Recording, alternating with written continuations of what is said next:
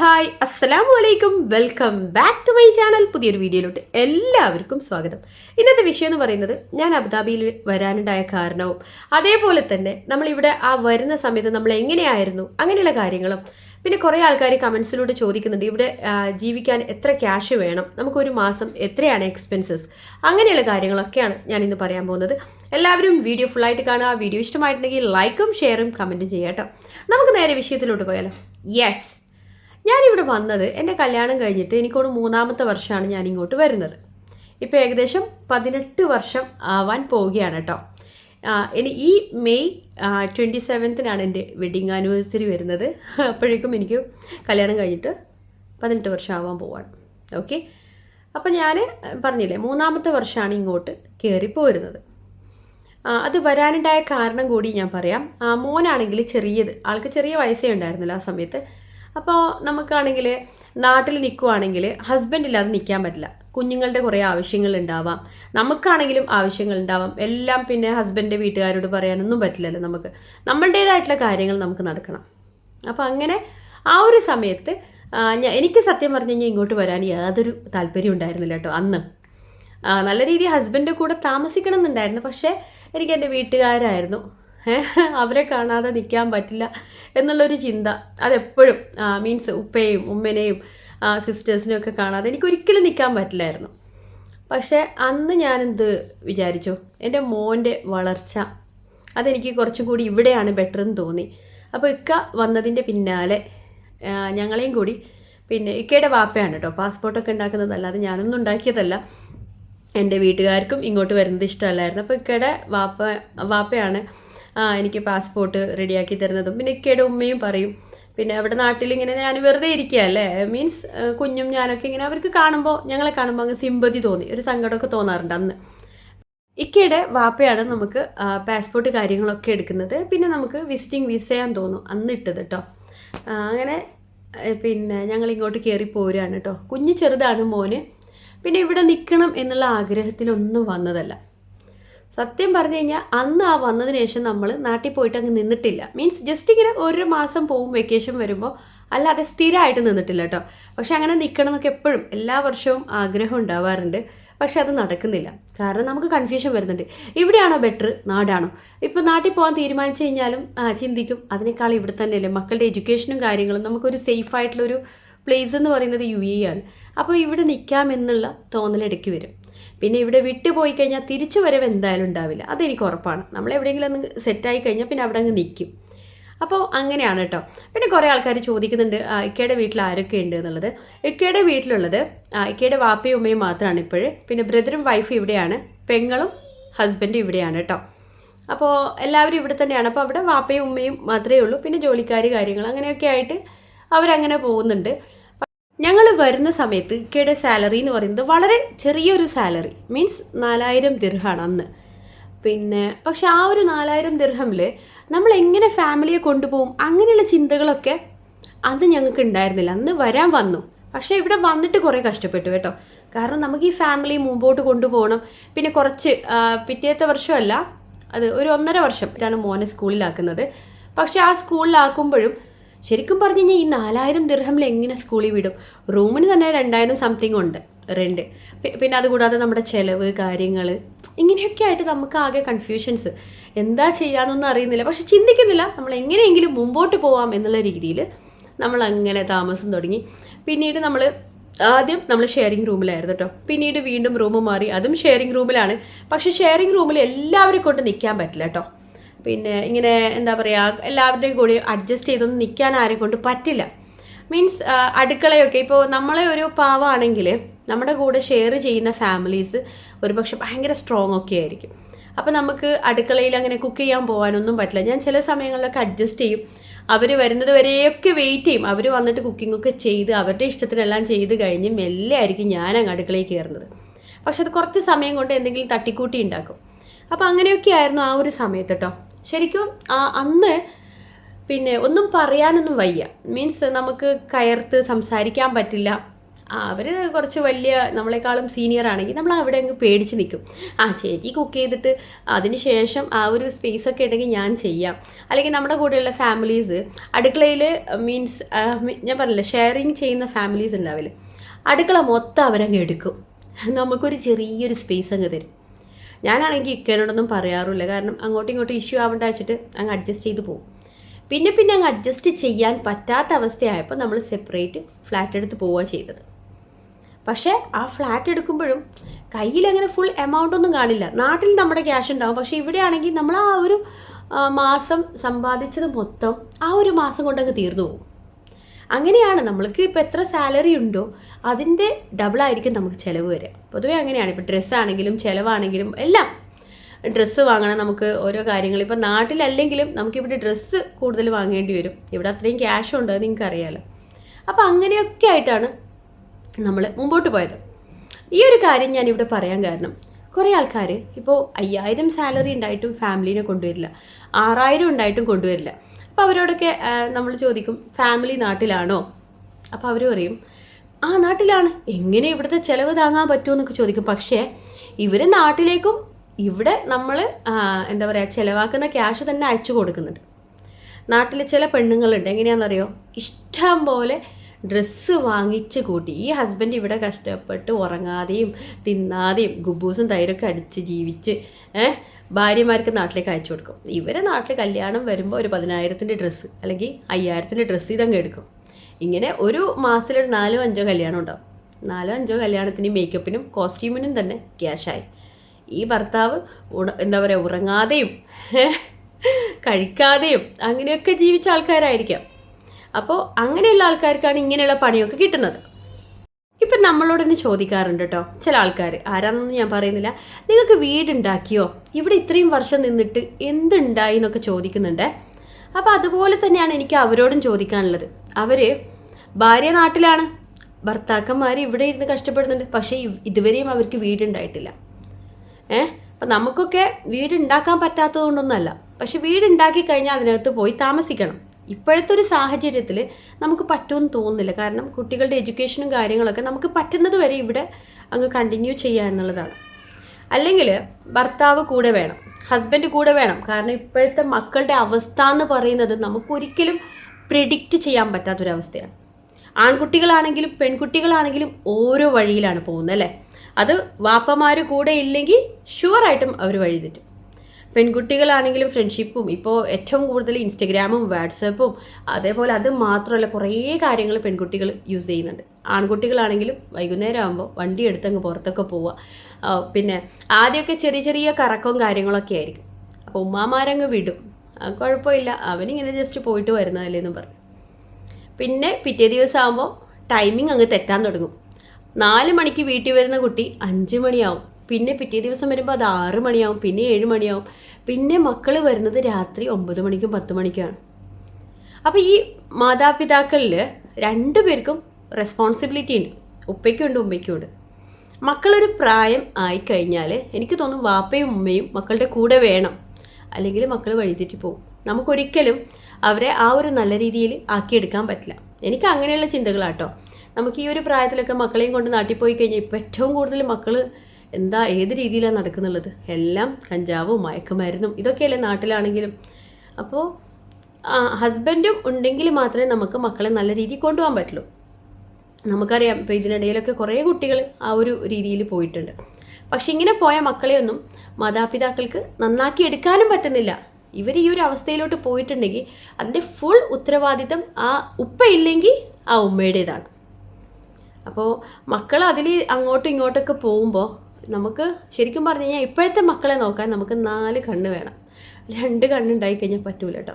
അപ്പോൾ അങ്ങനെയുള്ള റീസണൊക്കെ കൊണ്ടാണ് ഞാനിപ്പോൾ ഈ ഒരു അവസ്ഥയിലും ഇവിടെ തന്നെ നിൽക്കുന്നത്. അല്ലെങ്കിൽ ശരിക്കും പറഞ്ഞു കഴിഞ്ഞാൽ നമുക്ക് നാട്ടിൽ പോയി കഴിഞ്ഞാൽ പിന്നെ ഇവിടെ നിൽക്കുന്ന ക്യാഷ് ഉണ്ടെങ്കിൽ ഒരു 5-6 വീട് വെക്കേണ്ട സമയം കഴിഞ്ഞു.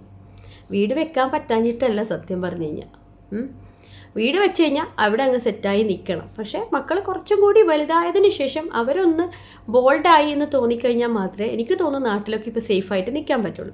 അതുകൊണ്ടാണ് കേട്ടോ, അല്ലാതെ വേറെ ഒന്നുമല്ല.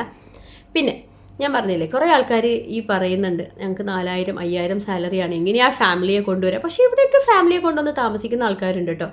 ഇപ്പോൾ ചെറിയ വാടകയ്ക്ക് റൂമൊക്കെ കിട്ടുന്ന സ്ഥലങ്ങളുണ്ടാവാം. ഇപ്പോൾ ഷാർജ അജ്മാൻ പോലെയുള്ള സ്ഥലങ്ങളിൽ ചില ഏരിയകളിൽ ചെറിയ പൈസയായിരിക്കും റൂമിന്. പക്ഷേ അവിടെ പോയി കഴിഞ്ഞാൽ നിങ്ങൾക്ക് താമസിക്കാം. 4000 5000 ദിർഹം സാലറി ഒക്കെ ഉണ്ടെങ്കിൽ ചിലവും അതിൽ അങ്ങ് പോവും. പിന്നെ അതല്ലാതെ സ്ത്രീകൾ വീട്ടിലിരുന്ന് തന്നെ ജോലി ചെയ്യുന്നുണ്ട്. ഇപ്പം ഞങ്ങൾ ഓഗസ്റ്റിലാണ് വന്നത്. ആ ഒരു വർഷം അല്ല, അതിൻ്റെ പിറ്റേത്തെ വർഷമാണ് ഞാൻ വീട്ടിൽ തന്നെ ഇരുന്ന് ബിസിനസ് സ്റ്റാർട്ട് ചെയ്യുന്നത്. ചെറിയ ബിസിനസ്സാണ്, ആരുടെയും സപ്പോർട്ട് ഉണ്ടായിരുന്നില്ല. അതിൻ്റെയൊക്കെ വീഡിയോ എൻ്റെ യൂട്യൂബ് ചാനലിനകത്ത് ഞാൻ അപ്ലോഡ് ചെയ്തിട്ടുണ്ട്. പക്ഷേ ആ ഒരു സമയത്ത് നമുക്ക് എല്ലാവരും എതിരാണ്. നമ്മൾ ഈ ചെയ്യുന്നതിനെല്ലാവരും ഇൻസൾട്ട് ചെയ്യുന്ന രീതിയിൽ അങ്ങ് കൊണ്ടുപോകും. പക്ഷെ ഞാനതൊന്നും മൈൻഡ് ചെയ്തില്ല കേട്ടോ. ഇപ്പോൾ ഞാൻ പറഞ്ഞില്ല, നമുക്ക് അറിയുന്ന ആൾക്കാരാണെങ്കിലും ഫാമിലീസ്, അടുത്ത ഫാമിലീസ് അല്ല, കുറച്ച് ദൂരെയുള്ള ഫാമിലീസ് ഉണ്ടാവില്ലേ, അവർ നമ്മളൊരു പുച്ഛത്തോടെയാണ് കാണുന്നത്. നീ ഇത് ചെയ്യുന്നുണ്ടല്ലോ, നിനക്ക് വേറെ പണിയൊന്നുമില്ലേ എന്നൊക്കെ ചോദിച്ച ആൾക്കാരുണ്ട് കേട്ടോ. പക്ഷെ അതേ ആൾക്കാർ തന്നെ പിന്നെ നമ്മളോട് ക്യാഷിന് കടം ചോദിച്ച് വന്നവരുണ്ട്. അപ്പോൾ ഇതൊക്കെ പടച്ചോണിലുള്ളതാണ് അല്ലേ, നമ്മൾ വിചാരിച്ച പോലെയല്ല. കാരണം നമ്മൾ ആ ഒരു സമയം കൊണ്ട് നമുക്ക് എന്തൊക്കെ ചെയ്യാൻ പറ്റും. നമുക്കൊരു ഏജ് കഴിഞ്ഞാൽ ഇതൊന്നും ചെയ്യാൻ പറ്റില്ല. നമുക്കൊരു 60 വയസ്സായി കഴിഞ്ഞാൽ ബിസിനസ് സ്റ്റാർട്ട് ചെയ്യാമെന്ന് പറഞ്ഞു കഴിഞ്ഞാൽ നടക്കുമോ? വീട്ടിലിരുന്ന് നടക്കില്ല. പക്ഷെ നമ്മുടെ എന്താ പറയുക, മൈൻഡാണെങ്കിലും ബോഡി ആണെങ്കിലും അതിന് ഒരു കറക്റ്റായിട്ടുള്ള ഒരു ഇതിൽ നിൽക്കില്ല 60-70 വയസ്സൊക്കെ ആയിക്കഴിഞ്ഞാൽ. പക്ഷേ ഈ ഒരു പ്രായത്തിലൊക്കെ നമുക്ക് ചെയ്യാൻ പറ്റും. ഇപ്പോഴും നിങ്ങൾക്കും സമയമുണ്ട്. കുറേ ആൾക്കാർ ഇപ്പം നാട്ടിൽ ലേഡീസൊക്കെ ആണെങ്കിൽ അങ്ങോട്ടും ഇങ്ങോട്ടും കടം വാങ്ങിയും അങ്ങനെയൊക്കെ ജീവിക്കുന്ന ആൾക്കാരുണ്ട്. പക്ഷെ അവരൊന്നും ചിന്തിക്കുന്നില്ല. കുറച്ച് സമയം മനസ്സ് വെച്ച് കഴിഞ്ഞാൽ നമുക്ക് എന്തെങ്കിലും ചെയ്യാൻ പറ്റും വീട്ടിലിരുന്നിട്ട്. അപ്പോൾ അങ്ങനെയാണ് ഞാൻ കേട്ടിൻ്റെയും ബെഡ്ഷീറ്റിൻ്റെ ഒക്കെ ബിസിനസ് സ്റ്റാർട്ട് ചെയ്തത്. അപ്പോൾ നമുക്ക് ആ ഒരു ക്യാഷ് ആവശ്യമായിരുന്നു വന്നിട്ട് കുറച്ച് കഴിഞ്ഞപ്പോൾ. പക്ഷേ ഇക്കയും തീരെ സപ്പോർട്ടല്ലായിരുന്നു കേട്ടോ. സ്റ്റാർട്ട് ചെയ്യുമ്പോൾ സപ്പോർട്ടല്ലായിരുന്നു, പക്ഷേ പിന്നീട് എന്നെ ഹെൽപ്പ് ചെയ്തിട്ടുണ്ട്. കാരണം എനിക്കിത് ഡെലിവറി ചെയ്യാൻ ആൾ വേണം. അപ്പോൾ ഇക്കയാണ് എൻ്റെ സാധനങ്ങളൊക്കെ ഡെലിവറി ചെയ്തുകൊണ്ടിരുന്നത്. അപ്പം അങ്ങനെ സപ്പോർട്ട് കിട്ടിയിട്ടുണ്ട്. പക്ഷെ നമുക്ക് ഞാൻ പറഞ്ഞ ചെറിയൊരു സാലറി ആയിരുന്നു. ആ സാലറിയുടെ ഡബിൾ നമുക്ക് ബിസിനസ്സിൽ കിട്ടിയിരുന്നു. അപ്പം അങ്ങനെയാണ് നമുക്ക് ഫാമിലിയായിട്ട് നല്ല രീതിയിൽ നല്ല ഹാപ്പി ആയിരുന്നു കേട്ടോ അന്ന്. ആ ഒരു ബിസിനസ് നമുക്ക് ചെയ്യുമ്പോൾ നമ്മുടെ മൈൻഡ് മീൻസ് നമുക്കിങ്ങനെ ഓർഡേഴ്സ് വരികയാണ്. പക്ഷെ ഞാൻ രാത്രിയൊക്കെ ഉറങ്ങാതെയൊക്കെ കുറേ നിന്നിട്ടുണ്ട്. അപ്പോൾ എന്നെ ഇവരൊക്കെ പറയും നിനക്ക് എന്താ ഉറക്കമില്ല. പക്ഷേ ഞാനാണെങ്കിൽ രാത്രിയാണ് ഓർഡേഴ്സ് എടുക്കുക. ഇപ്പോൾ ഇവിടെ എനിക്ക് കൂടുതലും ഫിലിപ്പിനോസിൻ്റെയും അറബ്സിൻ്റെയും ഒക്കെ ആയിരുന്നു ഓർഡേഴ്സ് വരിക. അപ്പോൾ അവരൊക്കെ ഓൺലൈനിൽ വരുന്നത് രാത്രിയായിരിക്കും. അപ്പോൾ ഞാൻ പോസ്റ്റ് ചെയ്ത സമയത്തൊക്കെ ഇവർ ഓൺലൈനിൽ കണ്ടു കഴിഞ്ഞാൽ അപ്പം തന്നെ അവർ ഓർഡർ ചെയ്യും. ബെഡ്ഷീറ്റ്സ് ആണെങ്കിലും എന്താണെങ്കിലും. അപ്പോൾ എനിക്ക് അങ്ങനെ നല്ല ഓർഡേഴ്സ് കിട്ടും. രാവിലെ ആകുമ്പോൾ ഒരു 4:30 മണിയൊക്കെ ആവും ഞാൻ കിടന്നുറങ്ങാൻ. അപ്പോഴേക്കും എനിക്ക് അത്യാവശ്യം ഒരു 500-600 ദിർഹമിൻ്റെയൊക്കെ വെറും ബെഡ്ഷീറ്റ്സിൻ്റെ ഓർഡർ തന്നെ ഉണ്ടാവും ഡെയിലി. പിന്നെ കേട്ടൻസിൻ്റെ ഓർഡർ സത്യം പറഞ്ഞ് ഞാൻ പറയണ്ട കേട്ടോ, അത് നല്ലൊരു ബിസിനസ്സായിരുന്നു. പക്ഷെ ഇപ്പോൾ ഞാൻ സ്റ്റോപ്പ് ചെയ്തു കേട്ടോ. ഇപ്പോൾ സത്യം പറഞ്ഞു കഴിഞ്ഞാൽ ചെറിയ കുഞ്ഞൊക്കെ ഉള്ളത് കൊണ്ടും പിന്നെ ഇവിടെ കുറേ റൂൾസ് ആൻഡ് റെഗുലേഷൻസ് ഉണ്ട്. അപ്പോൾ അതുകൊണ്ട് ഞാൻ സ്റ്റോപ്പ് ചെയ്തിരിക്കുകയാണ്. അപ്പോൾ അങ്ങനെ ഞാൻ നമ്മുടെ ആവശ്യത്തിന് വേണ്ടി മാത്രം തുടങ്ങിയതാണല്ല, നമ്മുടെ കയ്യിൽ കുറേ ക്യാഷും ഉണ്ട്, അതിനിടയിൽ ബിസിനസ് സ്റ്റാർട്ട് ചെയ്തതല്ല. അപ്പോൾ അങ്ങനെ നമുക്ക് നല്ലൊരു ഹെൽപ്ഫുള്ളായിരുന്നു. പിന്നീട് ഞങ്ങൾ എന്ത് ചെയ്തു, വലിയൊരു ഫ്ലാറ്റ് എടുത്തു, ഒരു 4 BHK. നല്ല പൈസ കൊടുത്തിട്ടാണ് എടുത്തത്. പിന്നെ അതിൽ നമ്മൾ 2 റൂമിൽ ഷെയറിങ്ങിന് ആളെ വെച്ചു. പിന്നെ ബെഡ്റൂമും ഹാളും അതൊക്കെ നമ്മളിങ്ങനെ യൂസ് ചെയ്യാൻ തുടങ്ങി. പിന്നെ നമ്മളെ കുറേ പറ്റിച്ചിട്ടൊക്കെ പോയി. അതൊന്നും പിന്നെ ഇവിടെ പറഞ്ഞിട്ട് കാര്യമില്ല. അപ്പോൾ ഇങ്ങനെയുള്ള കാര്യങ്ങളൊക്കെയാണ് നമ്മൾ ലൈഫിൽ എന്താ പറയുക അനുഭവിച്ചു പോയത്. പക്ഷേ ചെറിയൊരു ശമ്പളം ഉണ്ടെങ്കിൽ നമുക്ക് ചിലവ് ചുരുക്കിയിട്ട് ജീവിക്കാം. മനസ്സിലായോ? അപ്പോൾ ആ ഒരു ഇതാണ് ഞാൻ നിങ്ങളോട് പറഞ്ഞു വരുന്നത്. ഫുഡാണെങ്കിലും എല്ലാം നമുക്ക് ഓരോ രീതിയിൽ അങ്ങനെ ഒരു എന്താ പറയുക ഒരു റൊട്ടീൻ പോലെ നമുക്ക് ഇന്ന് ഇത് കഴിക്കണം അല്ലെങ്കിൽ ഇത്ര ചിലവ് അങ്ങനെ ഒരു ശരിക്കും ഒരു ചാർട്ട് ഉണ്ടാക്കി കഴിഞ്ഞാലൊക്കെ നമുക്ക് അങ്ങ് ആ ഒരു രീതിയിൽ ജീവിക്കാൻ പറ്റും. പിന്നെ എൻ്റെ മൈൻഡ് എന്ന് പറയുന്നത് നമ്മളൊരു കാര്യത്തിലങ്ങ് ഇടപെട്ട് കഴിഞ്ഞാൽ പിന്നെ അത് സക്സസ് ആവുന്നത് വരെ നമുക്കതിൽ ശരിക്കും അതിൽ റെസ്പോൺസിബിലിറ്റി ഉണ്ട്. അപ്പം ഞാൻ എന്നെ ഉറങ്ങാതെയൊക്കെ നിൽക്കുമ്പോൾ ഇവരൊക്കെ വഴക്ക് പറയും കേട്ടോ. ഫാമിലിയിൽ നിന്നാണെങ്കിലും പറയും, ഒക്കെ ആണെങ്കിലും പറയും. പക്ഷേ ഇവരൊന്നും ചിന്തിക്കുന്നില്ല, ഞാൻ ഈ ഓർഡേഴ്സ് പിടിക്കുന്നുണ്ട്, അത് ഇവരാരും കാണുന്നില്ല. ഇപ്പം ഞാനൊന്ന് വയ്യാതായിട്ട് ഞാൻ പറഞ്ഞില്ല, ഞാൻ പിന്നെ 15 ദിവസമൊക്കെ കണ്ണ് തുറക്കാതെ ഇരുന്ന മനുഷ്യനാണ്. പക്ഷേ ആ സമയത്തും കുറ്റങ്ങൾ മൊത്തം എനിക്കാണ്. ഞാൻ ശ്രദ്ധിക്കാത്തത് കൊണ്ടാണ് എൻ്റെ ഹെൽത്തിന് ആ ഒരു ഇഷ്യൂ വന്നത്. അപ്പോൾ ഞാൻ ശ്രദ്ധിച്ചില്ല, ഉറങ്ങിയില്ല, ശരിയാണ്. പക്ഷെ ഞാൻ എന്തുകൊണ്ടാണ് ഉറങ്ങാത്തത് എന്ന് ആരും ചിന്തിച്ചിട്ടില്ല. എനിക്ക് ഭയങ്കര ഫീലായ സമയമാണ് കേട്ടോ. ഞാൻ ഈ വെൻറ്റിലേറ്ററിലൊക്കെ ആയിട്ട് പിന്നീട് റിക്കവർ ബയ്യെന്ന് വന്നത് എൻ്റെ കാസർഗോഡത്തെ കുറച്ച് ആ ഒരു സ്ലാങ് ആണ്. വൈകിട്ട് അല്ലെങ്കിൽ ലേറ്റർ എന്നുള്ളതിനാണ് ഈ ബയ്യെന്ന് പറയുന്നത് കേട്ടോ. അപ്പോൾ ഞാൻ ആ ഒരു എന്താ പറയുക വെന്റിലേറ്ററിൽ നിന്നൊക്കെ ഒന്ന് റിക്കവറായി വരുമ്പോൾ ഞാൻ കേൾക്കുന്നത് മൊത്തം എന്നെ പറ്റിയുള്ള കുറ്റങ്ങളാണ്.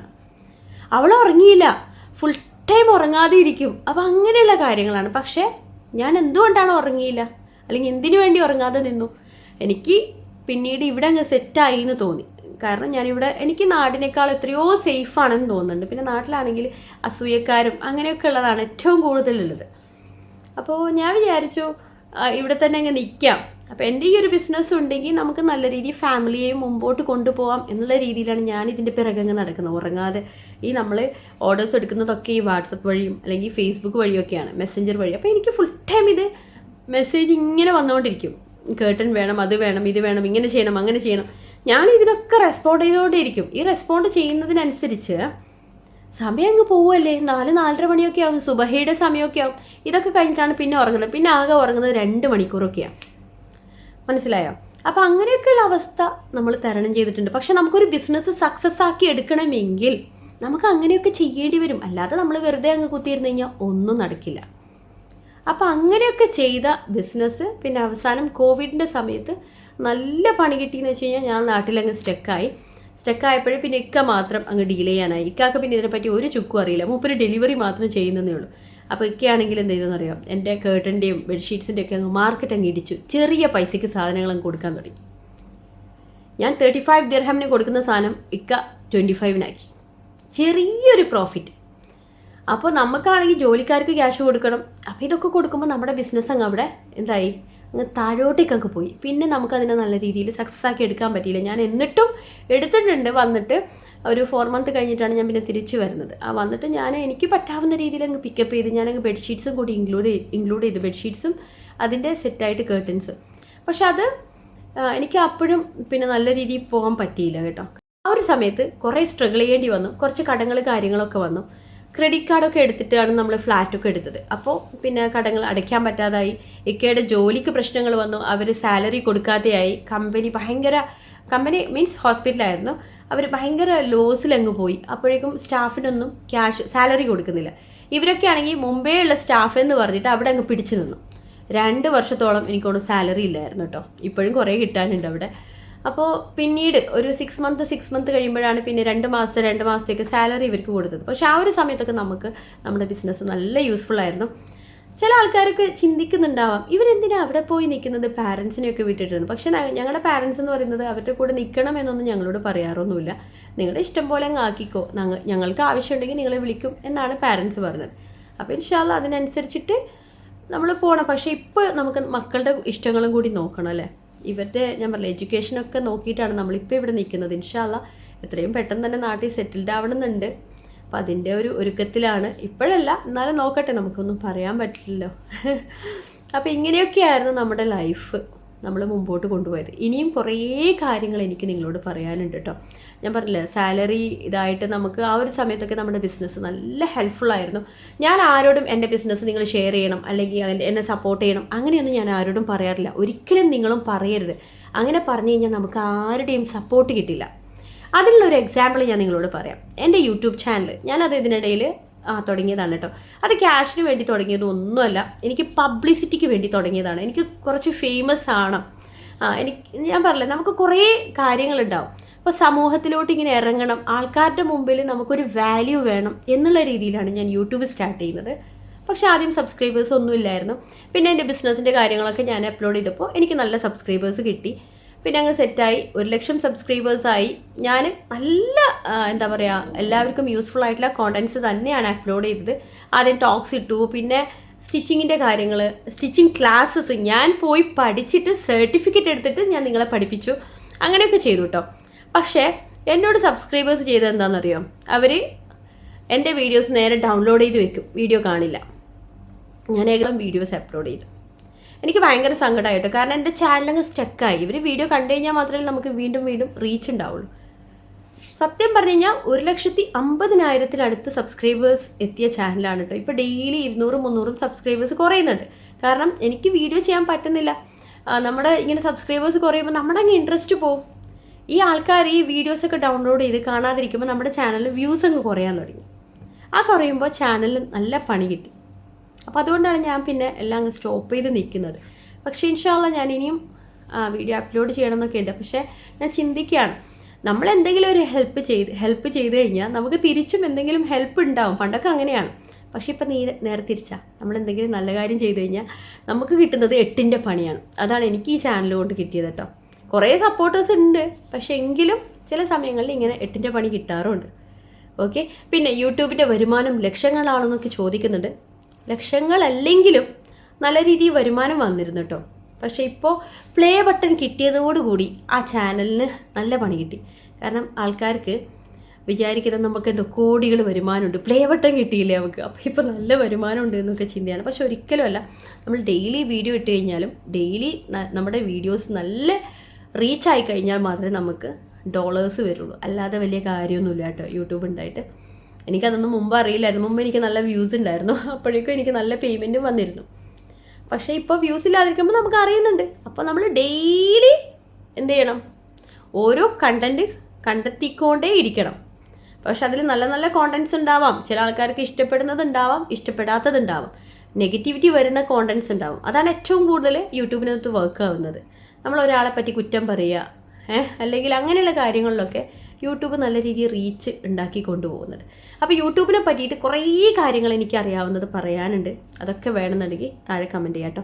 പിന്നെ ഇനിയിപ്പോൾ ഞാൻ എന്തായാലും നീട്ടിക്കൊണ്ട് പോകുന്നില്ല. അപ്പോൾ ഇങ്ങനെയുള്ള കാര്യങ്ങളൊക്കെയാണ് നമ്മുടെ ലൈഫിൽ സംഭവിച്ചത്. ഇതിൻ്റെ ബാക്കി കുറേ കാര്യങ്ങൾ ഇൻഷാ അല്ലാ ഞാൻ ഡെയിലി ഓരോ കാര്യങ്ങൾ അപ്ലോഡ് ചെയ്യുന്നുണ്ട്. അപ്പോൾ എല്ലാവരും പോയി കാണണം. അപ്പോൾ എൻ്റെ ഈ ഒരു എക്സ്പീരിയൻസ് എന്ന് പറയുന്നത് ഒരുപക്ഷെ നിങ്ങൾക്ക് യൂസ്ഫുൾ ആവും.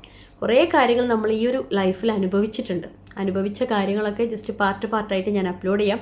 അതിൻ്റെ കൂടെ തന്നെ vlogs, day in my life എല്ലാം ഞാൻ ഇൻക്ലൂഡ് ചെയ്യാൻ വേണ്ടി ശ്രമിക്കാം കേട്ടോ. പിന്നെ നിങ്ങളെല്ലാവരും ഇത് ദയവ് ചെയ്ത് കാണണം കേട്ടോ, എൻ്റെ ഒരു റിക്വസ്റ്റാണ്. ഓക്കെ. അപ്പോൾ ഇൻഷാ അല്ലാ ഞാൻ ബാക്കി ഇതിൻ്റെ പാർട്ട് 2 ആയിട്ട് ഞാൻ നാളെ അപ്ലോഡ് ചെയ്യാം കേട്ടോ. അപ്പോൾ നിങ്ങളിത് ഫുള്ളായിട്ട് കണ്ടു കഴിഞ്ഞാൽ ഞാൻ എന്തായാലും ഇതിൻ്റെ പാർട്ട് 2 കുറേ കാര്യങ്ങൾ, നിങ്ങൾക്ക് എങ്ങനെയാണ് ബിസിനസ് ചെയ്യേണ്ടത്, വീട്ടിൽ നിന്ന് എങ്ങനെയാണ് വരുമാനം ഉണ്ടാക്കേണ്ടത്, നമ്മളിത് എങ്ങനെയാണ് മാർക്കറ്റ് ചെയ്യേണ്ടത്, അങ്ങനെയുള്ള കാര്യങ്ങളൊക്കെ ഞാൻ എന്തായാലും പറയുന്നതായിരിക്കും. ഇടയ്ക്ക് വെച്ച് എൻ്റെ വിഷയം അങ്ങ് മാറിപ്പോയിട്ടുണ്ട്. പിന്നെ മക്കളൊക്കെ സ്കൂൾ വിട്ട് വന്നു.